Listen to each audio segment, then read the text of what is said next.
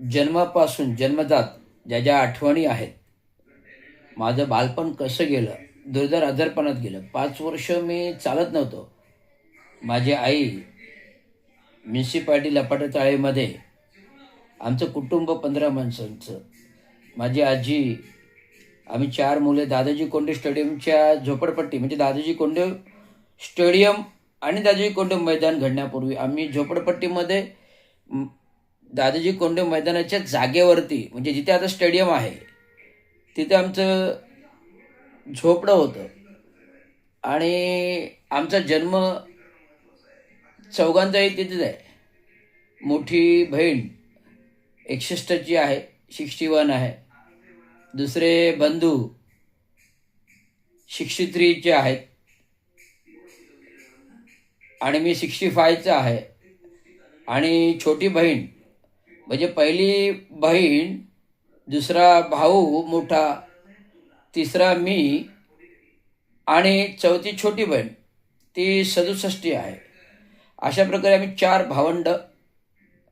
त्या झोपडपट्टीमध्ये जन्म झाला आमचा. लपाटा चाळीमध्ये वाढलो. परंतु बाबा आणि आई दोघी सफाई कामगार. धुरंधर प्रवास. आई बाबा सकाळी कधी उठून जायचे, पहाटे 5 वाजता काहीच नाही, कारण 6 वाजता हजेरी असायची. आणि मुलं झोपेत काय खातात, काय पितात, शाळेमध्ये कशी जातात, हे तपासायला घरी कोण होती, तर फक्त आजी होती. परंतु माझं लहानपण एकदम धुरंधर गेलं. दादाजी कोंडे स्टेडियमच्या चिखलामध्ये वाढलो. आजीने, मी 5 वर्ष चालू नाही तर पूर्वी एक आयुर्वेदिक औषधं व्हायची, म्हणजे मच्छीचं तेल असायचं आयुर्वेदिक, प्रचंड घाण वास. त्या तेलाच्या, मच्छीच्या तेलाने माझ्या पायांची मॉलिश करून करून, अख्ख्या शरीराची मॉलिश करून करून आजीने मला कणखर बनवला. मी चालायला शिकलो. मी 5व्या वर्षी चाललो. धुरंधर प्रवास आहे माझा. मी जगण्यासाठी संघर्ष केलाय. बाबांना वाटलं, आईला वाटलं रवी काही जगत नाही, कारण एवढं अत्यंत आरोग्यहीन होतं की कधी मी मरेन असंच वाटायचं आई वडिलांना. पण माझी आजी धुरंधर माझ्या बाबतीत आत्मविश्वासी होते. नाही, म्हणजे हा माझा मुलगा देवासारखा आहे, याच्यामध्ये काहीतरी आहे आणि याला मला जगवलं पाहिजे. तर आजीने मला जगवलं आणि त्या जगण्याच्या पाळणा मी फेडलं. धुरंधर आजी, मी वाढलो, शिकलो.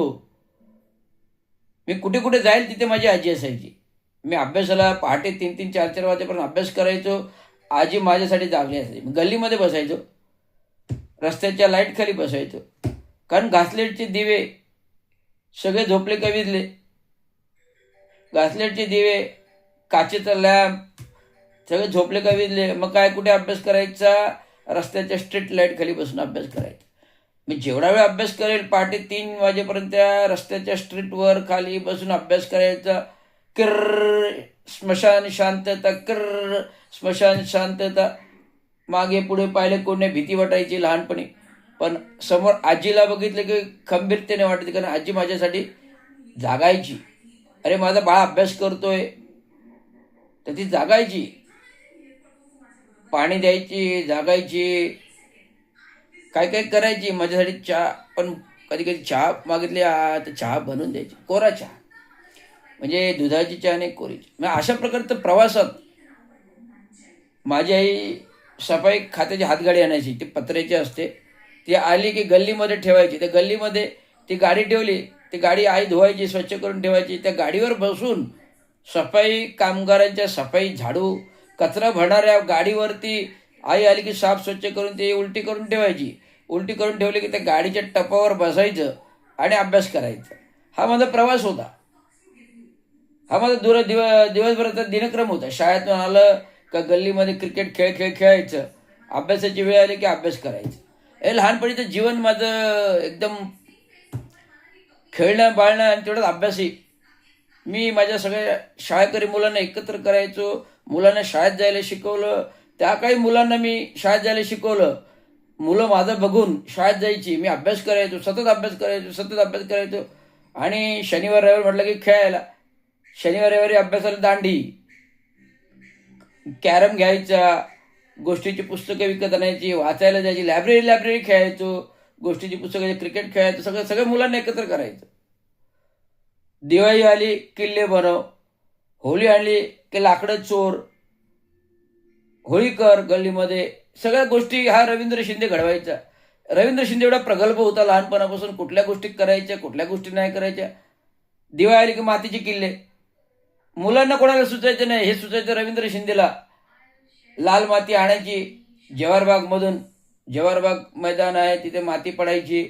आपले पूर्वीचे नगर परिषद नगरपालिकेचे सगळ्या माती पडायची, रेती पडायची, खडी पडायची. डांबरचा तो प्लांट होता, जो झडपी कार्यालय तिथे भिंत आहे, खंडोबा मंदिर तिथे आपला प्लांट होता डांबरीचा, तिकडे माती पडायची, गार्डनची, उद्यानची, डांबर खडी सगळं पडायचे, सिमेंट प्रत्येक ठिकाणं माती पळवून आणायची. माती पळवून आणायची, दगड विटा तिकडे पडल्या, विटा पडलेल्या असायच्या, दगड पडलेल्या पळवून आणायचे, किल्ले बनवायचे, किल्ले बनवायचे. मी सगळ्या प्रकारचे किल्ले बनवले. कुठले किल्ले बनवले नाही ते रवींद्र शिंदे सांगा, कारण रवींद्र शिंदेचं ड्रॉइंगच आर्टिस्टिक आहे. किल्ले रंगव, दादाजी कोंडे स्टेडियम म्हणजे स्टेडियम बनव, खेळताना बनव, क्रिकेट बनव, आर्ट ड्रॉइंग, कला ड्रॉइंग, सगळं ड्रॉइंग, निसर्ग सौंदर्य ड्रॉइंग, सगळं ड्रॉइंग. मी बर्निंग ट्रेनचं पण ड्रॉइंग केलं होतं. इंग्लिश स्कूलमध्ये जेव्हा स्पर्धा होती, इंग्लिश स्कूलमध्ये दरवर्षी स्पर्धा असायची, त्या स्पर्धेमध्ये मी बर्निंग ट्रेनचं, त्या काही शाळेमध्ये बघा 5वीला होतो मी, 5वीला 6वीला होतो मी, त्या काही इंग्लिश स्कूलमध्ये स्पर्धा असायची ड्रॉइंगची, त्याच्यामध्ये मी भाग घेतला होता. आणि त्या भागेमध्ये बर्निंग ट्रेन काढली होती. बर्निंग ट्रेन, जळणारी ट्रेन, आग लागलेली ट्रेन, त्या ट्रेनला बक्षीस मिळालं होतं. आणि हे माझे ग्रंथ भंडारने एक निबंध स्पर्धा होती. स्वामी विवेकानंदावर लेख लिहायचा होता, निबंध लिहायचा होता. मी दिला पाठवला निबंधाला बक्षीस मिळालं. हे असं रवींद्र शिंदेचे विचाराचार होते. आणि रवींद्र शिंदे आत्ता काय आहे ते तुमच्यासमोर कळतोय. म्हणजे रवींद्र शिंदेचे सगळे गुण, समधर्म समभाव, जे डॉक्टर बाबासाहेब आंबेडकर संविधान दिलं त्याच्यामध्ये सगळे गुणधर्म समभाव आलं, तसं सगळे गुणधर्म असलेला माणूस हा रवींद्र शिंदे आहे, प्रगल्भ आहे. त्यामुळे बारीक बारीक गोष्टीकडे नजर असते. कोण काय करतं बारीक नजर असते. कोण व्यक्ती काय करतो, कोण राजकीय नेता काय करतो, आजचं भाष्य काय, आजचं पेपर काय, वर्तमान काय, न्यूज काय, सगळ्या गोष्टीचा लहानपणापासून मला सवय आहे. मी प्रश्नार्थी आहे. प्रत्येक गोष्टीवर प्रश्न विचारतो. आईला विचारायचा प्रश्न, बाबाला विचारायचा प्रश्न, अण्णाला विचारायचा प्रश्न, घरातल्यानं सगळ्यांना प्रश्न विचारायचं, भंडावून सोडायचं. बाबा हे असं काय, तसं काय, तसं काय, तसं काय, तसं काय. अरे बाबा बोलतो याला कोणी समजा रे, कोणीतरी सांगा उत्तर काय ते. माझा अण्णा मला शिकवायचं. अण्णा म्हणजे माधव शिंदे, जे वसंतराव डवाकरांचे खास पीए होते. माधव शिंदे खास वसंतराव डवाकरांचे पीए होते. त्या काही नगर परिषद होते, पण 83ला दुर्धर म्हणजे आजार नाही, ऑपरेशन केलं, अपेंडिक्स ते वारले. 25व्या वर्षी वाढले. त्याची मुलं, आम्ही एकत्र कुटुंब, मुलांना आम्ही वाढवलं. आम्हाला काही मिळालं नाही, पण त्यांना आम्ही दिलं. आम्हाला काही मिळालं पण त्यांना दिलं. पण आम्ही न मिळताही परिस्थिती जवळून शिकलो. त्यांची मुलं शिकली नाहीत, पण त्यातली 2 शिकली, 2 नाही शिकली. अशा प्रकारे धुरंधर प्रवास आहे, कुटुंबाचा प्रवास आहे, फॅमिलीचा प्रवास आहे. 72, 73 का 74 मध्ये बाबांनी सामूहिक विवाह केले गावाला जाऊन, सगळ्या भाऊबंदकीची जे लग्नाला मुलं होती. विठुराम शिंदे होता, शिवराम आंबा दुधावडे होता, तुकाराम डोंगरे होता, वसंत सोनाळे होता, माधव शिंदे होता.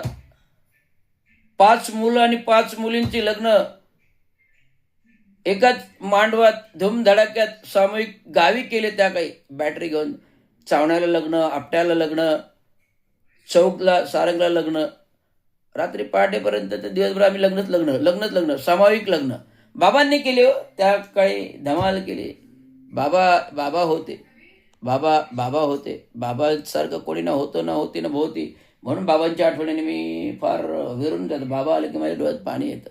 आणि बाबा आता आले की पाणी येतं. पण डॉक्टर बाबासाहेब आंबेडकर बोलले. डॉक्टर बाबासाहेब आंबेडकरांची माझ्यासाठी जीव की प्राण आहे. बोललं की माझ्या डोळ्यात पाणी येतं, टिच करून पाणी येतं. बाबासाहेबांच्या बद्दल कोणी बोललं, टिच करून पाणी येतं. बघा म्हणजे पावली बाबासाहेब आहेत. हे माझं डेस्क आहे, हे लॅपटॉप आहे, ही ट्रॉली आहे, ह्याच्यामध्ये सगळं पेन पेन्सिल पाकिटं, म्हणजे आठवण राहावी, कुठेही पडलेली आठवण एकच संच असतो. हे डॉक्टर बाबासाहेब, हे सगळी पुस्तकं आहेत, हे डॉक्टर बाबासाहेब आंबेडकरांची आहेत. ही पुस्तकं आहेत संच. या पुस्तकं डॉक्टर बाबासाहेब आंबेडकर, हे हा संपूर्ण संच. थोडे माझी मुलगी आणि मिसेस देवधर्मवाली आहे. हे हे हा माझा डॉक्टर बाबासाहेब आंबेडकर आहे. वरती गेला, हे सगळं वरती पुस्तकं आहेत, लायब्ररी आहे बघा, बाबा आहेत, लायब्ररी आहेत, सगळं आहे. हे दाखवण्याचं म्हणजे मी बाबासाहेब जगतो, नुसतं बाबासाहेब बाबासाहेब नाही करते, तर मी खरोखर बाबासाहेब जगतो. बाबासाहेबांचे विचार मांडतो, प्रबोधन करतो, प्रदर्शनं करतो. 5-5 प्रदर्शनं केली आज. आता ह्या डॉक्टर बाबासाहेब आंबेडकर जयंतीला 14 तारखेला होते, 13 तारखेला टाऊन हॉलमध्ये प्रदर्शन भरवलं. ते माझे फोटोग्राफ्स लावले. डॉक्टर जितेंद्र आव्हाडांच्या हस्ते उद्घाटन, त्याला आवडलं. डॉक्टर जितेंद्र आव्हाड माझे गुरुबंधू आहेत आणि माझं हे प्रगल्भतेचं काम त्यांना आवडलं. म्हणजे प्रेमाची टपली मारणं म्हणजे किती प्रेम आहे. रविवारती डॉक्टर जितेंद्र आव्हाडांचं गुरुबंधू आहेत, हे दिसून येतं. सगळेच माझे गुरुबंधू आहेत. कोण नाहीत? डॉक्टर जितेंद्र आव्हाड आहेत, एकनाथ राजू शिंदे. आम्ही एकत्र वाढलोय, खेळलोय, एकत्र ठाण्यातल्या, एकत्र वाढलोय, कोडलोय, एकत्र ठाण्यातल्या. बांदोडकर जोशी कॉलेजचे मी MA स्कूलचा विद्यार्थी आहे, टेक्निकलचा विद्यार्थी आहे. बांदोडकर जोशी सायन्सला होतं, पण सायन्सला न घेता टेक्निकल राहिलो. टेक्निकलवर नंतर VJDIला गेलो. असं प्रगल्भ ठाण्यामध्ये. ठाणं हे आमचं, हे ठाणं हे आमचं, हे माझं ठाणे, हे आमचं ठाणे. म्हणून मला ठाण्याबद्दल प्रेम आहे. मी रिटायर्ड होऊन मी ठाण्याबाबतच्या विकासाबाबत का अभ्यास करतो? कारण ठाण्याची आमची नाळ आहे, ती झडलेली आहे. आणि ठाणं तिथे काही नाही उणं, ठाणं तिथे काही नाही उणं, सर्वभौम सगळं का आहे. म्हणून मला ठाणं सोडून जावंशी वाटतं. मला लग्न झालं, लग्न झाल्यावर मला सगळेजण बोलतात, मुलुंडला राहायला या, मुंबईला राहायला या, इकडे राहायला या, तिकडे आपण घर देतो, तुम्हाला जागा देतो. मी कोणाचंही ऐकलं नाही. मी म्हटलं ठाणं, ज्या ठाण्यात माझा जन्म आहे, ज्या ठाण्यात माझा उगम आहे, तर ठाणं मी का सोडू? हे ठाणं माझं सर्वभौम आहे. माझ्या बापाचा किल्ला आहे, माझ्या बापाचा किल्ला आहे. ठाणं म्हणजे माझ्या बापाचा किल्ला आहे. नगर परिषद, नगरपालिका, महानगरपालिका, जे वैभव आम्ही परंपरागत आणलेलं आहे. आता लोक त्याच्यावर पोटं भरतात, तो त्यांचा हिशोब आहे. माझ्या बाबांनी करून ठेवलं, नगर परिषद, नगरपालिका, महानगरपालिका बाबांनी करून ठेवलं, आणि इतर लोक पोटं भरतात. हे त्यांचं नशीब आहे की चांगू शिंद्यांनी करून ठेवलं म्हणून त्यांना पोटं भरायला मिळाले. हे त्यांचं नशीब थोर आहे. मी इथपर्यंत आता थांबतो. अनेक प्रगल्भता विचार आहेत, सांगण्यासारखे भरपूर काय आहे, इतिहास आहे. धन्यवाद.